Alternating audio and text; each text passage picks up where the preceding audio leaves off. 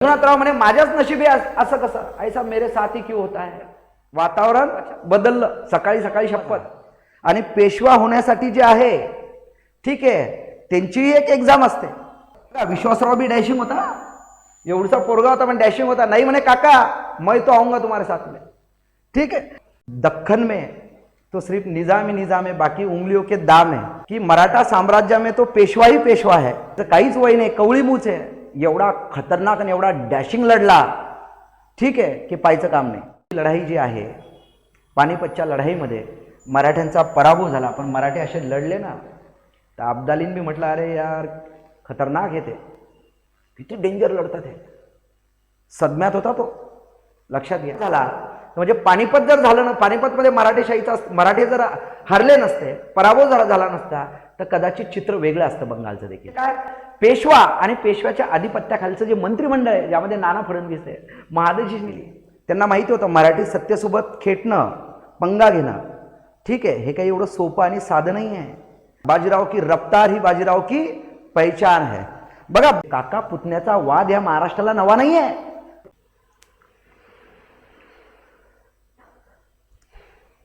Jain friend, मी Deepak Pathade, Chanakya foundation Amravati. बघा विद्यार्थी मित्रांनो, आजचा जो आपला टॉपिक आहे तो महाराष्ट्रात ब्रिटिश साम्राज्याची स्थापना आणि मग महाराष्ट्रामध्ये ब्रिटिश साम्राज्याची स्थापना कशी झाली हे आजच्या टॉपिकमध्ये आपण बघणार आहोत. त्यासाठी आपण 4 भागात विभागणी केलेली आहे, कारण इंग्रज आले आणि इंग्रज गेले. जसं इंग्रज भारतामध्ये व्यापारी म्हणून आले आणि पहिला राजकीय हस्तक्षेप त्यांनी बंगालमध्ये केला 1757ला प्लासीच्या लढाईमध्ये. आणि प्लासीच्या लढाईने डिवाइड अँड रूल पॉलिसी खेळून इंग्रजांनी बंगाल प्रांतामध्ये आपली मुहूर्तमेढ रोवली. तशीच जी मुहूर्तमेढ आहे महाराष्ट्रामध्ये ब्रिटिशांनी कधी रोवली हे बघण्यासाठी जे आहे आजचं आपलं लेक्चर होणार आहे. आणि हे लेक्चर सुरू असताना जे आहे आपण ह्या लेक्चरचे 4 भाग ह्यासाठी केलेत की डिटेल कंटेंट जो आहे तो तुम्हाला मिळाला पाहिजे आणि कन्सेप्ट तुमच्या क्लिअर झाल्या पाहिजे.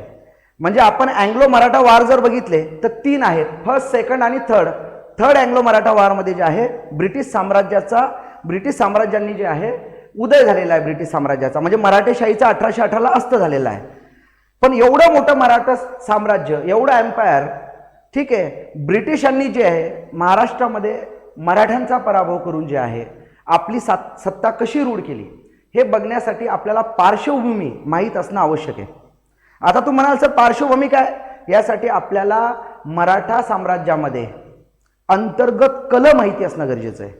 बघा विद्यार्थी मित्रांनो, जे प्लासीत घडलं अंतर्गत कलहाचा फायदा फोडा आणि राज्यकराय नीतीचा अवलंब करून बंगालमध्ये जसा सिराजुद्दौलाचा मुख्य सेनापती मीर जाफरला फोडला आणि बंगालमध्ये राजकीय मुहूर्तमेढ रोवली इंग्रजांनी, तसंच मराठा प्रांतामध्ये महाराष्ट्रामध्ये मराठ्यांना पराभूत करण्यासाठी एका संधीची इंग्रज वाट पाहत होते. आणि ती संधी जर इंग्रजांना मिळाली असेल तर ती अंतर्गत कलहातून मिळालेली आहे. अंतर्गत कलह या देशाला अंतर्गत कलहाने गुलाम बनवलं. तर आज आपण बघणार आहे की अशी काय परिस्थिती आली होती मराठा साम्राज्यामध्ये, अंतर्गत असे कोणते कलह निर्माण झाले होते की जे इंग्रजांनी राजकीय हस्तक्षेप मराठा प्रांतामध्ये करायला सुरुवात केली. तर आपण आजच्या लेक्चरमध्ये पूर्ण डिटेलमध्ये बघणार आहे. तर आपण त्यासाठी जे आहे आपण पहिले वंशवाळ, पेशव्यांची वंशवाळ जी आहे ही बघणं आपल्याला गरजेचे आहे. बघा विद्यार्थी मित्रांनो, छत्रपती शाहू आणि छत्रपती शाहूंच्या आधिपत्याखाली पेशवा म्हणजे पंतप्रधान, लक्षात घ्या. म्हणजे पेशव्यांनी कधीही स्वतःला छत्रपती म्हणून घेतलं नाही, लक्षात घ्या. साताऱ्याची गादी जी आहे म्हणजे छत्रपतींची गादी जी आहे त्यांच्या आधिपत्याखाली राहून ठीक आहे एक जे कार्याध्यक्ष ज्याला आपण म्हणतो, कार्य करणारा प्रमुख म्हणून पेशवा ठीक आहे. तर पहिला पेशवा जो आहे तो बाळाजी विश्वनाथ आहे. तर आता आपण स्लाइडवर बघूया विद्यार्थी मित्रांनो. बघा हे जे आहे आजचा टॉपिक महाराष्ट्रात ब्रिटिश साम्राज्याची स्थापना. परत एकदा सांगतो, तुम्हाला जर लेक्चर्स ठीक आहे बघायचे असतील ठीक आहे, लाईव्ह बॅच जर तुम्हाला जॉईन करायची असेल माझी, तर चाणक्य फाउंडेशन अमरावतीचं ॲप तुम्ही डाउनलोड करा. हे ॲप डाउनलोड केल्यानंतर तुम्हाला विविध कोर्सेस मिळतील. त्यामध्ये माझा हिस्ट्रीचा M16 जो कोर्स आहे तो देखील तुम्हाला मिळेल आणि राज्यसेवा किंवा कंबाईनचे इंटिग्रेटेड बॅचेस देखील तुम्हाला उपलब्ध होतील. ठीक आहे. आणि असेच लेक्चर तुम्हाला जर बघायचे असेल तर चाणक्यचं यूट्यूब चॅनल देखील तुम्ही सबस्क्राईबर करा, जेणेकरून जे आहे माझे लेक्चर, बाकीच्या फॅकल्टीचे लेक्चर देखील तुम्हाला बघता येतील. टॉपिकला सुरुवात करूयात. बघा विद्यार्थी मित्रांनो, ब्रिटिश साम्राज्याची महाराष्ट्रात स्थापना. तर ही वंशवाळ आहे विद्यार्थी मित्रांनो. ही वंशवाळ जी आहे, जोपर्यंत आपल्याला पूर्ण माहिती होत नाही तोपर्यंत राजकीय अंतर्गत कलह काय झाले. बघा, प्रत्येक वेळेस अंतर्गत कलहाचा फायदा जो आहे ब्रिटिशांनी घेतलेला आहे, पण संधीची वाट पाहिली त्यांनी. कुठल्याच गोष्टीची घाई नाही केली. त्यांना माहिती होतं मराठी सत्तेसोबत खेटणं, पंगा घेणं, ठीक आहे, हे काही एवढं सोपं आणि साधं नाही आहे. पण त्यांनी जे आहे, ठीक आहे, वेट अँड वॉचची भूमिकेत होते इंग्रज. काय झालं बघा, पहिला पेशवा जो आपण ज्याला म्हणतो शाहूंचा, बाळाजी विश्वनाथ, 1713 ते 1720. बघा, बाळाजी विश्वनाथ जे आहे यांना 2 मुलं होते, ठीक आहे. एक मुलगा होता बाजीराव प्रथम, बाजीराव बल्लाळ. बाजीराव की रफ्तार ही बाजीराव की पहचान है. बघा, बाजीरावला जे आहे ना आपण मस्तानीपुरतं मर्यादित ठेवलं. अहो, एकही लढाई न हरलेला पेशवा बाजीराव पेशवा, बाजीराव बल्लाळ वयाच्या 19 वर्षी पेशवा झाला. आणि पेशवा होण्यासाठी जे आहे, ठीक आहे, त्यांची एक एक्झाम असते, ठीक आहे. शस्त्र आणि शास्त्र याची समज ज्याला आहे तो पेशवा. आणि मग बाळाजी विश्वनाथ जे आहे, जे एकनिष्ठ होते शाहूंचे, ठीक आहे, शाहूंना गादीवर बसवण्यासाठी जीवाचं रान बाळाजी विश्वनाथनं केलं. त्यांना त्यांचे जे 2 चिरंजीव होते, एक बाजीराव प्रथम आणि दुसरे चिमाजी अप्पा. आता बाळाजी विश्वनाथ बल्लाळ यांचा मृत्यू जो झाला तो 1720 ला झाला. त्यानंतर 19 वर्षाचा बाजीराव प्रथम बल्लाळ, बाजीराव हा गादीवर आला. आणि तब्बल बाजीरावने जे आहे 1720 ते 40 20 वर्ष पेशवापद सांभाळलं आणि मराठा साम्राज्याचा विस्तार केला. अहो, ह्या बाजीरावने दिल्लीत कूच केली होती. लक्षात घ्या, दिल्लीवर आक्रमण करणारा पहिला बाजीराव, एकही लढाई कधी हरला नाही. लक्षात घ्या, हा बाजीराव, ह्या बाजीरावचं निधन जे झालं, बाजीरावला नंतर तुम्हाला माहिती आहे बाजीरावला 2 मुलं होते, 2 पत्नी होत्या बाजीरावच्या, एक काशीबाई आणि दुसरी मस्तानी. तर काशीबाईला 2 मुलं आणि मस्तानीचा शमशेर बहादूर हा 3रा मुलगा, म्हणजे तसा बाजीरावचा 3रा मुलगा, मस्तानीचा एक आणि काशीबाईचा एक.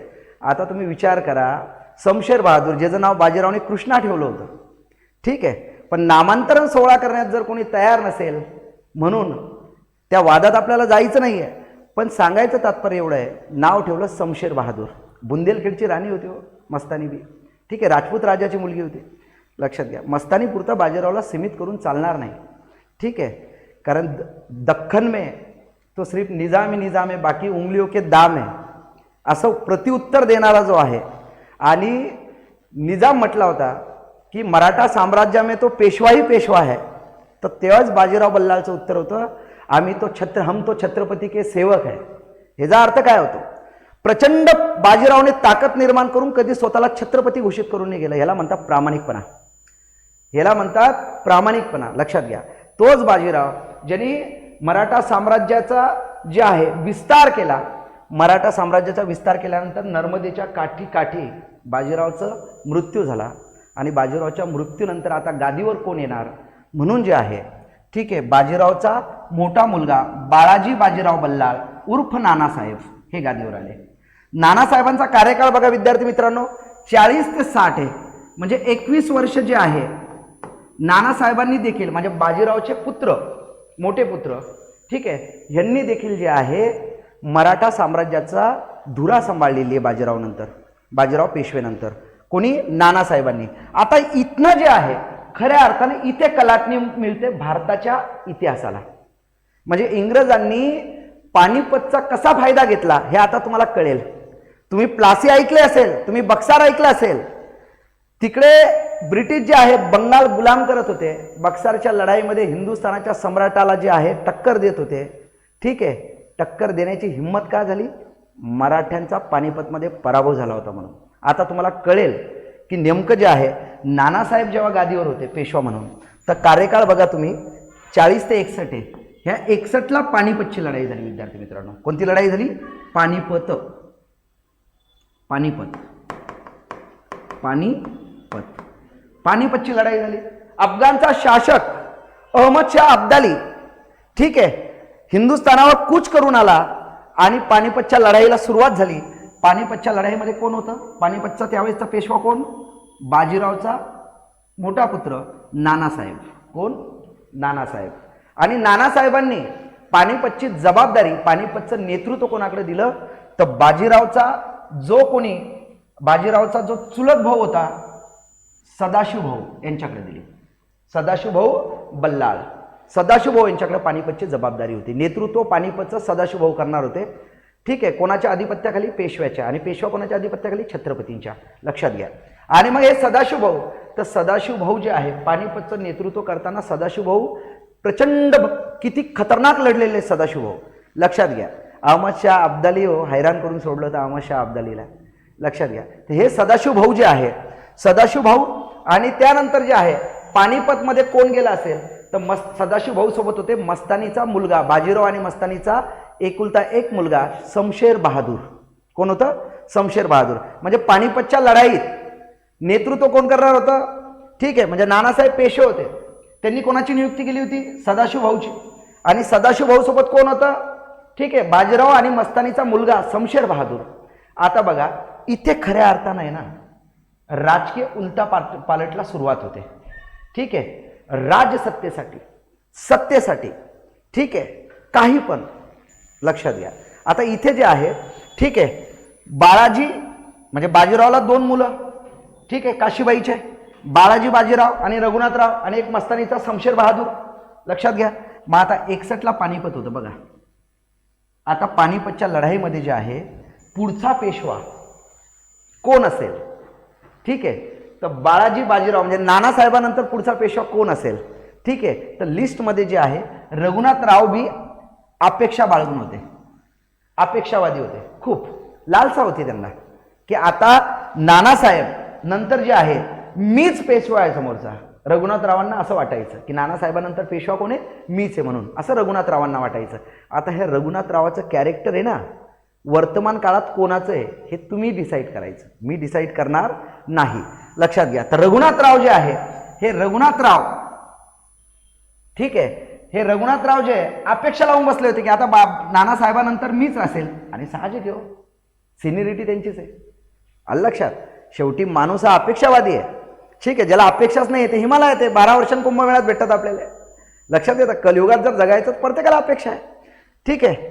ठीक आहे. म्हणजे लालसा कोणाला नाही आहे. तर रघुनाथरावांचंही बरोबर आहे. ठीक आहे, सिनियर आहेत ते. मग पानिपतच्या लढाईत आता इथे कसं असतं, घरात भांडण असतं नवरा बायकोचं. आलं लक्षात. बायकोला काय वाटत असतं की माझ्या पोरानं लीड केलं पाहिजे, आपल्या पोराचं काय, आपलं पोराचं काय. ठीक आहे, आपल्या पोराला गादी भेटली पाहिजे.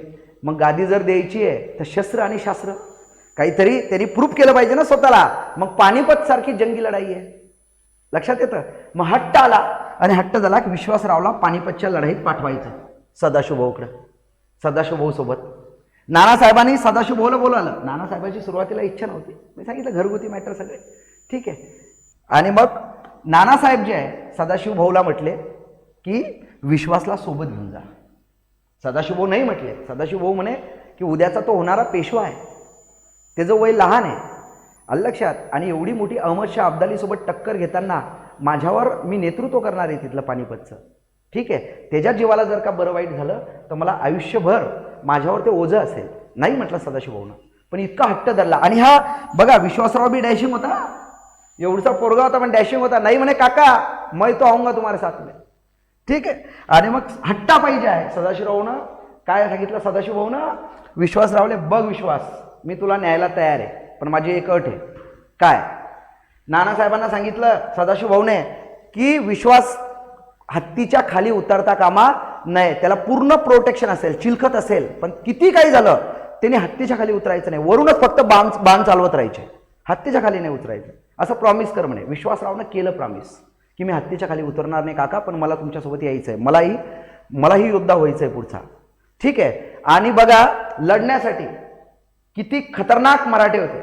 ठीक आहे. सदाशिव भाऊ नेतृत्व पानिपतच्या लढाईत, सदाशिव भाऊ, त्यानंतर मस्तानीचा मुलगा शमशेर बहादूर. ठीक आहे. आणि विश्वासराव, 2 काकांसोबत. म्हणजे 2 काका कोण? शमशेर बहादूर. ठीक आहे. 2 काका कोण? शमशेर बहादूर. ठीक आहे. आणि एक सदाशिव भाऊ, यांच्यासोबत जे आहे विश्वासराव पानिपतच्या लढाईत गेला. आता पानिपतच्या लढाई जेव्हा पीकवर आली ना, पीकवर आलं लक्षात, अंतिम क्षणी जेव्हा आली, सदाशिव भाऊ जखमी झाले होते. प्रचंड जखमी झाले होते. ठीक आहे. शमशेर काका जे होते, शमशेर बहादूर, विश्वासरावची नजर गेली. ठीक आहे. तेही कुठं दिशानिशी झाले होते. ठीक आहे. त्यांच्यावरही भरपूर वार झाले होते. अशातच जे आहे हा विश्वासराव बेचैन होता. काका जखमी झालेलं पाहता आला आणि विश्वासरावला पीकवर आहे. शेवटी मराठ्यांचं रक्त होतं ते, मराठा साम्राज्य.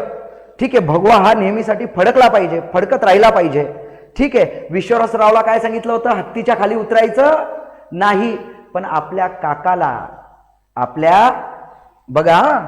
आपल्या ठीक आहे, म्हणजे आपला जो आहे सदाशिव भाऊ, म्हणजे आपल्या काकाला जे आहे, ठीक आहे, असं बघता येईल का? नाही. सदाशिव हा जो विश्वासराव आहे हत्तीच्या खाली उतरला, लक्षात घ्या. आणि हा पोरगा जो आहे, ठीक आहे, ज्याचं काहीच वय नाही, कवळी मूच आहे, एवढा खतरनाक आणि एवढा डॅशिंग लढला, ठीक आहे, की पाहायचं काम नाही.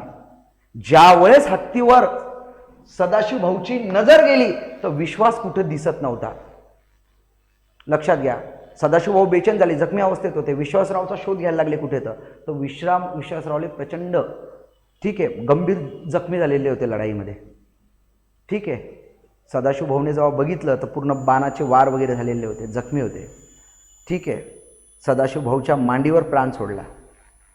लक्षात घ्या. ठीक आहे. शेवटी सदाशिव भाऊनं काय सांगितलं होतं सदाशिव भाऊने? की खाली उतरायचं नाही हत्तीच्या. पण काकाला लढताना बघून, लक्षात घ्या, मराठा साम्राज्यासाठी, भगव्यासाठी जीव गेला तरी चालेल, कमिटमेंट तोडली आणि विश्वासराव हत्तीच्या खाली उतरला. लक्षात घ्या. हे का सांगतोय मी तुम्हाला? एवढं मोठं मराठा साम्राज्य, एवढे बलिदान देणारे कार्यकर्ते, एवढे बलिदान देणारे मावळे, एवढे सळसळतं रक्त, ब्रिटिशांनी मराठ्यांचा पराभव करावा, मराठेशाहीचा अस्त करावा, शनिवार वाड्यावरचा भगवा खाली उतरून जाग फडकावा, असं काय झालं? अशी वेळ मराठ्यांवर का आली? हे आपल्याला बघायचं आहे. म्हणून या सगळ्या गोष्टी मी सांगतोय तुम्हाला. लक्षात घ्या. फर्स्ट अँग्लो मराठा वार आपल्याला बघायचं आहे. हे का घडलं ना, यासाठी हे सगळी माहिती आवश्यक आहे तुम्हाला. लक्षात घ्या. आणि पानिपतच्या लढाईमध्ये जे आहे सदाशिव भाऊ जे आहे मारला गेला, शमशेर बहादूर जे आहे, ठीक आहे, कालांतरानं मारला गेला, म्हणजे कालांतरानं निधन झालं. त्यानंतर जे आहे विश्वासराव देखील पानिपतमध्ये मारला गेला. आता जेव्हा बघा नानासाहेब पानिपतच्या अगोदर जे आहे ना, बघा नानासाहेब जे होते पानिपतच्या अगोदर कार्यकाळ 21 वर्ष पेशवा होते. किती वर्ष पेशवा? यांच्या काळामध्ये जे आहे मुघलांसोबत नानासाहेबांची ट्रीडी झाली होती. मुघलांनी ट्रीडी केली होती नानासाहेबांसोबत की बाह्य शत्रूपासून जे आहे, बाह्य शत्रूपासून आमचं संरक्षण करायचं आहे. बघा, हिंदुस्थानाचा सम्राट, हिंदुस्थानाचा बादशाह मुघल हा कोणाच्या अधिपत्याखाली आलेला आहे? मराठ्यांच्या अधिपत्याखाली आलेला आहे. कोणाच्या काळात? नानासाहेबांच्या काळात. आणि मराठ्यांनी माझ्या बाह्य शत्रूपासून, कारण अफगाणहून अटॅक होतात, बाह्य शत्रूपासून माझं संरक्षण करावं, त्या बदल्यात बादशाह मुघल मराठ्यांना काय द्यायचे? कितीतरी प्रदेश दिला, पैसा दिला. लक्षात घ्या. आणि ही पानिपतची लढाई जी आहे, पानिपतच्या लढाईमध्ये मराठ्यांचा पराभव झाला. पण मराठी असे लढले ना, तर अब्दालीन बी म्हटलं, अरे यार खतरनाक येते, किती डेंजर लढतात हे. सदम्यात होता तो. लक्षात घ्या. ठीक आहे. पानिपत जे आहे, विश्वासराव मारला गेला, सदाशिव भाऊ मारले गेले, म्हणजे शहीद झाले. सदाशिव भाऊ शहीद झाले, विश्वासराव शहीद झाले आणि शमशेर बहादूर देखील कालांतराने शहीद झाले. लक्षात घ्या. आणि ह्यामध्ये नंतर जे आहे विश्वासराव गेल्यानंतर 3 आपला भाऊ गेला, आपला शमशेर बहादूर गेला, ठीक आहे, विश्वासराव गेला, पोरगा गेला, मोठा पोरगा गेला. सदमा सहन नाही करू शकले नानासाहेब. आणि नानासाहेबांचं 61ला निधन झालं. काय झालं? निधन. 61ला, ठीक आहे, नानासाहेबांचं जे आहे निधन झालं. बघा, पानिपतचा एवढा मोठा धक्का. सदाशिव भाऊ गेले, भाऊ गेला, शमशेर बहादूर गेला, भाऊ गेला, पोरगा गेला. लक्षात घ्या. सदमा सहन नाही झाला. शेवटी नानासाहेबांचा मृत्यू झाला, निधन झालं. आता पेशवा कोण? तर इथे खऱ्या अर्थानं जे आहे, आता इथून खऱ्या अर्थानं राजकीय दरी, लालसापोटी, अपेक्षेपोटी, ठीक आहे, इथे कुठेतरी आता भांड्याला भांडं लागायला सुरुवात होईल. इथे क्रॅचेस होतील आता मराठा साम्राज्यामध्ये, लक्षात घ्या. आता पेशवा कोण होईल, कारण की विश्वासराव जे आहे मारला गेला, सदाशिव भाऊ देखील मारला गेलेला आहे, शमशेर बहादूर जे आहे कालांतराने शहीद झालेले आहेत, तिघही शहीद झालेले आहेत, लक्षात घ्या. मग आता जे आहे पेशवा कोण बनेल, तर नंतर रघुनाथरावांना असं वाटायचं की मीच पेशवा झालो पाहिजे. अपेक्षा लालसा रघुनाथरावांना होती, रघुनाथरावांची इच्छा होती मनापासून की आता मलाच पेशवा केलं पाहिजे, आता मलाच पेशवा केलं पाहिजे.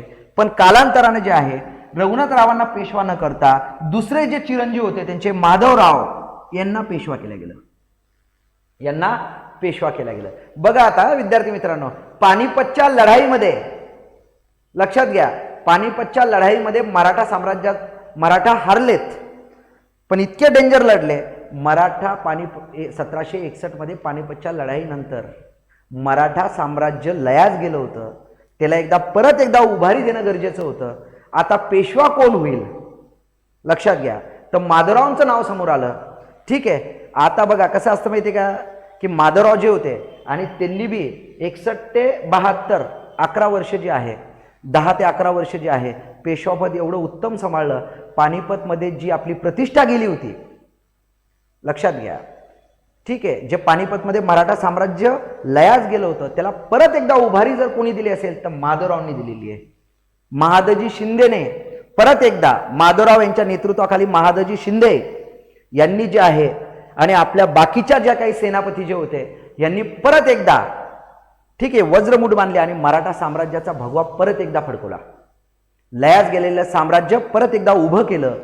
ते स्टेटस, ते तामझाम सगळा उभा केला. कोणाच्या काळामध्ये, माधवरावांच्या काळामध्ये. तर बघा 61ला पानिपत झालं, मराठेशाहीचा काय झाला, मराठे पराभूत झाले. पानिपतमधून आपण सावरलो नव्हतो. हिंदुस्थानाच्या बघा, आणि इकडे काय सुरू होतं, प्लासी झाली होती.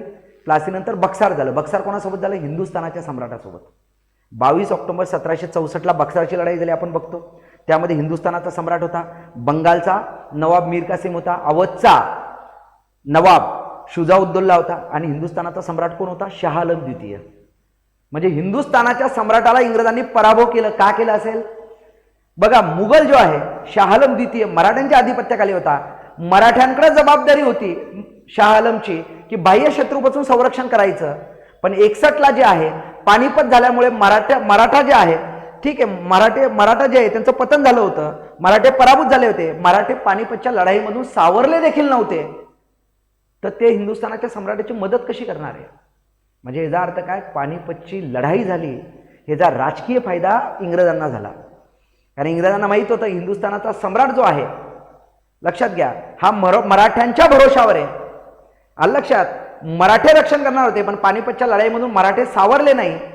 लक्षात. मग आता हीच संधी आहे. राजकीय परिस्थिती अनुकूल बनली ब्रिटिशांसाठी, कंपनीसाठी, ब्रिटिश ईस्ट इंडिया कंपनीसाठी अनुकूल बनली आणि त्यांनी बक्सार घडून आणलं आणि बंगाल प्रांतामध्ये हिंदुस्थानाच्या सम्राट शाह आलम सोबत एक ट्रीडी केली, एक तह केला आणि बंगाल प्रांताचे दिवाणी अधिकार स्वतःकडे घेतले.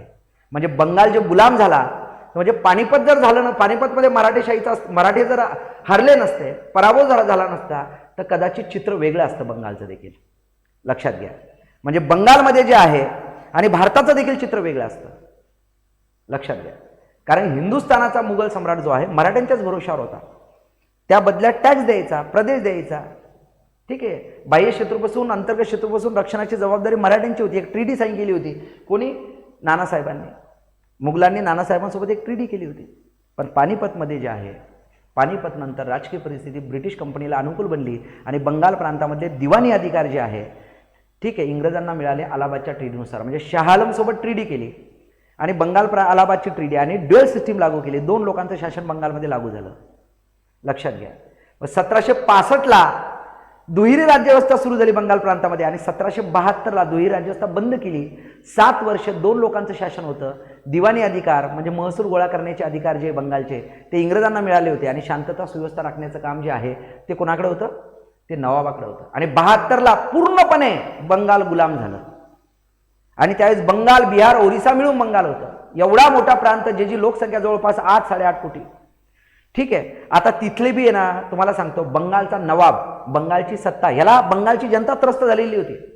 बघा, मुठभर इंग्रज, 3200 सैनिक घेऊन आला तो रॉबर्ट क्लाइव्ह आणि डिवाइड अँड रूल्स पॉलिसी खेळून जे आहे सिराजुद्दौलाला फितूर केलं, सिराजुद्दौलाचा सेनापती मीर जाफरला फितूर केलं आणि फितूर केल्यानंतर जे आहे म्हणजे प्लासीची लढाई झाली का? झालीच नाही. लष्करी दृष्ट्या प्लासीच्या लढाईला महत्व नाही आहे, पण राजकीय दृष्ट्या आहे. कसं आहे? राजकीय दृष्ट्या आहे. लक्षात घ्या, इंग्रजांनी प्लासी घडून आणली आणि ब्रिटिश सत्तेची, ब्रिटिश कंपनीने मुहूर्तमेढ रवल्या गेली ब्रिटिश कंपनीची बंगाल प्रांतामध्ये. लक्षात घ्या, बंगाल प्रांतामध्ये मुहूर्तमेढ रवल्या गेली, कारण बंगालची जनता बी तिथल्या प्रशासनाला जे आहे नवाबाच्या हे कंटाळलेली होते. अहो, इंग्रजांनी नंतर बंगाल जेव्हा पूर्णपणे ताब्यात घेतला आपल्या, तर काहीच उठाव नाही झाले, उद्रेक नाही झाले. कारण काय?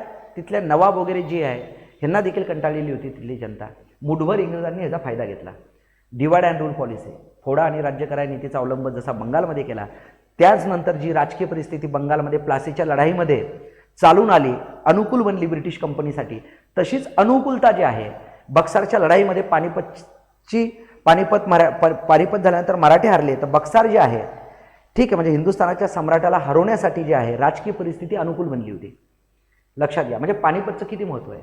म्हणजे पानिपत जर झालं नसतं किंवा मराठे विजयी झाले असते पानिपतच्या लढाईमध्ये, तर बक्सार कदाचित झालं नसतं, बक्सार झालं नसतं, बंगालचं चित्र वेगळं असतं. लक्षात घ्या, मग जशी बंगाल गुलाम केलं, राजकीय परिस्थिती बंगाल गुलाम करताना जशी अनुकूल बनली होती ब्रिटिश कंपनीसाठी, तशीच अनुकूल परिस्थिती जी आहे मराठा प्रांत गुलाम करण्यासाठी, महाराष्ट्रामध्ये ब्रिटिश सत्ता जी आहे ब्रिटिश सत्तेची स्थापना करण्यासाठी राजकीय परिस्थिती पानिपतच्या लढाईनंतर अनुकूल बनली होती, कारण अंतर्गत कलह झाले होते. आता बघा, कारण इथे रघुनाथरावांना पेशवा बनायचं होतं. ठीक आहे, बनले कोण? माधवराव. आणि माधवराव पेशवा बनल्यानंतर जे आहे ठीक आहे रघुनाथरावचं स्वप्नच राहिलं, पण माधवरावनी जे आहे ठीक आहे स्वतः देखील पानिपत नंतर गेलेली आपली प्रतिष्ठा ठीक आहे आपलं साम्राज्य परत एकदा उभं केलं. लक्षात घ्या, आणि परत एकदा भगवा फडकवला होता. महादजी शिंदेचा फार मोठा लोड, बाकीच्या आपल्या सेनापतींचा ठीक आहे. म्हणजे मध्ययुगीन भारताच्या एखाद्या इतिहासामध्ये एखाद्या लेक्चरमध्ये मी डिटेलमध्ये ह्याबद्दल तुम्हाला सांगेल. ठीक आहे, मग माधवराव जे आहे 72ला यांचं निधन झालं. माधवरावचं टीबीने, कशाने? टीबी झाली आणि 72ला 11 वर्ष पेशवा राहिल्यानंतर जे आहे ठीक आहे माधवरावचं निधन झालं. पण माधवरावनी एक चांगलं काम केलं, यांच्या नेतृत्वाखाली मराठा साम्राज्य परत एकदा उभं राहिलं. मग आता माधवराव गेल्यानंतर आता पेशवा कोण होईल? तर रघुनाथराव गुडघ्याला बासिंग लावून म्हणे बसेल होते की रघुनाथरावांना वाटलं आता मला संधी मिळाली पाहिजे. आणि खरोखर आहे बघा, अपेक्षा कोणाला नसतात. रघुनाथरावांना वाटलं आता मी सिनियर आहे, आता मीच बनलो पाहिजे. लक्षात येतं काय बनलो पाहिजे? मीच बनलो पाहिजे पेशवा. आता बारभाई कारस्थान झालं इथे. बारभाई कारस्थान म्हणजे काय? पेशवा आणि पेशव्याच्या आधिपत्याखालचं जे मंत्रिमंडळ आहे, ज्यामध्ये नाना फडणवीस आहे, महादजी शिंदे आहे, तुकोजी होळकर आहे. लक्षात घ्या, म्हणजे इंदोर, नागपूरचे भोसले, गायकवाड, शिंदे, बारभाई, नाना फडणवीस. बारभाई कारस्थान कशाला म्हणतात? 12 लोकांचं जे मंत्रिमंडळ आहे, ज्यामध्ये फडके वगैरे आहे, 12 लोकांचं जे मंत्रिमंडळ आहे, शिंदे भोसले वगैरे यांचं. लक्षात घ्या, नागपूरचे भोसले, होळकर, इंदोरचे. ठीक आहे, बारभाई कारस्थान रचल्या गेलं की रघुनाथरावांना पेशवा बनू द्यायचं नाही. बारभाई कारस्थान रचल्या गेलं आणि पेशवा नारायणरावला बसवलं. कोणाला बसवलं? नारायणराव. छोट्या पोराला पेशवा बनवलं. काहीच वय नाही, 18-19 वर्ष, 17-18-19, 20-21 वर्ष. ठीक आहे, लक्षात घ्या, पेशवा बनवलं. मग रघुनाथरावांच्या पोटात दुखणार आहे, घरात अंतर्गत कला होतात. रघुनाथराव म्हणे माझ्याच नशिबी असं कसं, ऐसा मेरे साथी क्यों होता है. लक्षात घ्या, आणि बारभाई कारस्थान का रचल्या गेले? रघुनाथराव आपल्याला परवडणारा नाहीये. नारायणराव पेशवा बनला पाहिजे, लक्षात, ना की रघुनाथराव बनला पाहिजे. म्हणून बारभाई कारस्थान रचण्यात गेलं, लक्षात. आणि कट करून, काय करून? कट करून जे आहे म्हणजे रघुनाथराव गुडघ्याला बाशिंग लावून बसले होते की आता उद्या जे आहे म्हणजे पेशवाई, मी पेशवा झालो, आता मला काहीच विषय नाही, आता मी पेशवा झालेलो आहे. अशातच अचानक रातोरात वातावरण बदललं. सकाळी शपथ. लक्षात घ्या, ठीक आहे. आणि इथे बारभाई कारस्थान रचून नारायणराव जे आहे पेशवा बनले. नारायणराव पेशवा बनले. नारायणराव हा जो पोरगा आहे लक्षात, म्हणजे सिनियर बनला नाही. आता किती दुःख होईल की मा पुतण्याला बसवलं, मला किती ठिकाणी डावलताय बा. आता हा रघुनाथराव शांत बसेल का? नाही बसणार. आता हा काहीतरी कट करेल. आता रघुनाथरावच्या फेवरनं बी काही लोक आहेत, पण बहुमत बारभाई कारस्थान रचलं गेलं आणि नारायणरावला गादीवर बसवण्यात आलं. लक्षात येतं, कवळी मूछ फुटलेली, नेमकंच लग्न झालं होतं नारायणरावचं. लक्षात घ्या, पेशवा बनला. पेशवा बनल्यानंतर आता रघुनाथराव शांत बसणार नाही आणि रघुनाथरावाने अंतर्गत षडयंत्र रचलं आणि नारायणरावाचा खून घडून आणला. लक्षात घ्या, शनिवार वाड्यात. शनिवार वाड्यामध्ये, ठीक आहे, शनिवार वाड्यामध्ये पुण्याला जर कधी गेले तर शनिवार वाड्यामध्ये जे आहे कट घडून आणला. कट असा घडवला की दरोडा पडलाय आणि नारायणरावची हत्या घडून आणली. नारायणराव शनिवार वाड्यामध्ये सावरा गावरा पडत होता जीव वाचवण्यासाठी आपला. काका मला वाचवा, काका मला वाचवा, काका मला वाचवा अशा आरोळ्या देत होता. पळत पळत धावत धावत काकाच्या दिशेने गेला. पहिल्या फ्लोअरवरून दुसऱ्या फ्लोअरला काकाकडे गेला. रूम मध्ये काकाकडे गेल्यानंतर काकाच्या गळ्यात पडला, काका मला वाचवा, दरोडेखोर मागून आलेत. आल्यानंतर त्या पोराला रघुनाथरावांनी बाजूला केलं. टॅन. म्हणजे तुम्ही विचार करा किती खतरनाक आहे. पोरगा पाहू राहिला, काका, अरे काकानंच कट रचला तुझ्या, तू काकाजवळ काय जातोय? सत्तेसाठी. म्हणजे काका पुतण्याचा वाद या महाराष्ट्राला नवा नाही आहे, लक्षात घ्या. आणि हा कट घडून आणला रघुनाथरावांनी. आणि रघुनाथरावांनी कट घडून आणल्यानंतर जे आहे, ठीक आहे, नारायणरावची हत्या केली. आता कोणीच वारस नाहीये, आता मीच पेशवा. आता पूर्ण पुणेत आणि मराठा साम्राज्यामध्ये कुणकुण सुरू झाली की रघुनाथरावांनीच नारायणराव पेशव्यांचा खून केलेला आहे. पण कोणी उघड बोलायला तयार नाहीये. आता वारस नाहीये कोणी, आता वारस नाहीये. रघुनाथरावांना वाटलं मीच पेशवा आहे. पण बॅड लक कशाला म्हणतात ना, बॅड लक. बॅड लक जेव्हा येतं, लक्षात घ्या, तर ते काय काय घेऊन येतं सोबत सांगता येत नाही. काय झालं की नारायणरावचा मृत्यू झाल्यानंतर जे आहे, नाना फडणवीसने एक बातमी दिली की नारायणरावची पत्नी जी आहे ती प्रेग्नेंट आहे. अरे बाप रे बाप. रघुनाथराव म्हटलं असं, अरे ऐसा मेरे साथी क्यों होता है, ऐसा मेरे साथी क्यों होता है. नारायणरावची हत्या घडून आणली आणि नारायणरावची पत्नी गरोदर आहे, प्रेग्नेंट आहे. आता पेशवा रघुनाथराव बनलेला आहे बा इथे 73ला. म्हणजे इथे जे आहे 71 ते 72 नारायणराव पेशवा होता. नारायणरावची हत्या घडून आणली, नारायणरावची हत्या घडून आणली. पेशवा कोण झाला? रघुनाथराव झाला. 1773ला 1773ला रघुनाथराव पेशवा झाला. आणि हे नारायणराव जे हत्या घडून आणली, रघुनाथराव पेशवा झाला. पेशवा झाल्यानंतर जे आहे, लक्षात घ्या, नाना फडणवीसनं बातमी दिली, मराठा साम्राज्यानं बातमी दिली की नारायणराव पेशव्यांचा खून झालेला आहे, पण नारायणराव पेशव्यांची बायको प्रेग्नेंट आहे. रघुनाथरावने किती टेन्शन वाढलं आणि तिला अशा सेफ ठिकाणी ठेवलं. रघुनाथराव वाट पाहत असेल आता मुलगा होतो की मुलगी होती. मुलगा जर झाला तर सगळे बारभाई कारस्थान टपूनच बसेल होते पेशवा बनवायला त्याला. आणि नारायणराव पेशव्याच्या पत्नीला मुलगाच झाला. हिला म्हणतात रघुनाथरावचं बॅड लक, ऐसा मेरे साथी क्यों होता है. लक्षात घ्या. आणि इथे जे आहे, जसा मुलगा झाला, 40 दिवसाचं पोरग होतं नारायणरावचं. किती दिवसाचं? 40 दिवसाचं. नाव ठेवलं सवाई माधवराव. काहून ठेवलं की माधवराव जे आहे, माधवराव नारायणरावच्या पोटी आले, नारायणरावच्या बायकोच्या पोटी माधवराव आले म्हणून नाव ठेवलं सवाई माधवराव. एक वातावरण तयार केलं आणि 40 परत बारभाई कारस्थान रचण्यात आलं 12 मंत्रिमंडळांनी. आणि रघुनाथरावांवर खुनाचा आरोप ठेवला की रघुनाथरावांनीच नारायणराव पेशव्यांची हत्या केलेली आहे, असा रघुनाथरावांवर मंत्रिमंडळात आरोप झाला. नाना फडणवीसने आरोप केला, बाकीच्या सगळ्यांनी आरोप केला की नारायणरावची हत्या रघुनाथरावांनी केलेली आहे.